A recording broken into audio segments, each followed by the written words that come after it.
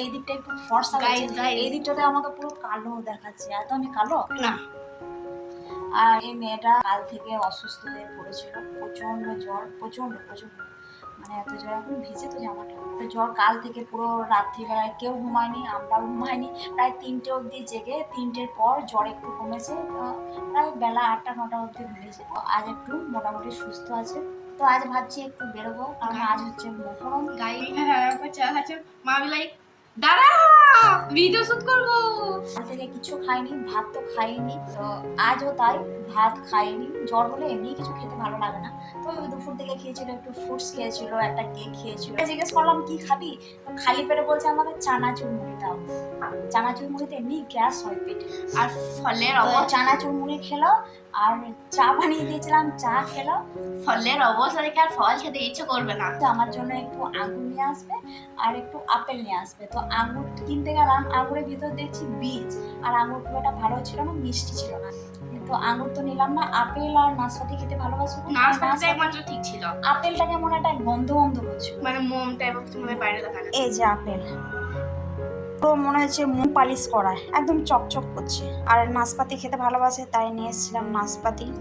আপেলে মোম আছে নাকি চাকু দিয়ে শেক করে না বাইরে। তো আপেলটা তো কেমন একটা গ্যাস করছে, খেতে তো ভালোই লাগছে। যাই হোক, কেনা হয়েছে তখন তো খেতে হবে, টাকা নষ্ট করলে হবে না, খেতে হবে, খারাপ হলেও খেতে হবে, নষ্ট করা যাবে না।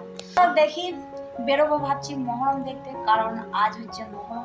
রাস্তাঘাটে তো মারাত্মক ভিড় হবে, ওই ভিড়ের মধ্যেই দেখতে হবে, আমাদেরকেও ভিড় জমাতে হবে রাস্তার মাঝে। দেখি রেডি হবো, এখন বাজে 8টা, তো রেডি সেডি হয়ে মহরম দেখতে যাবো।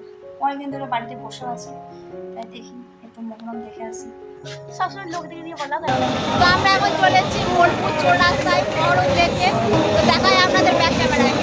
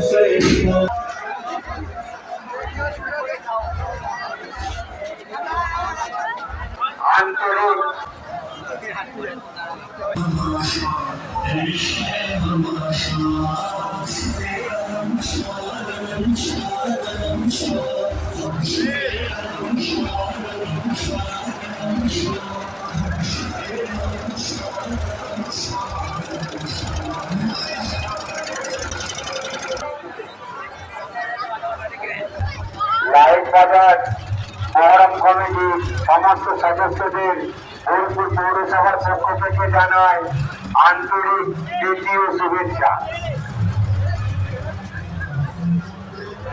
सितम की सांस सितम साथ रहे से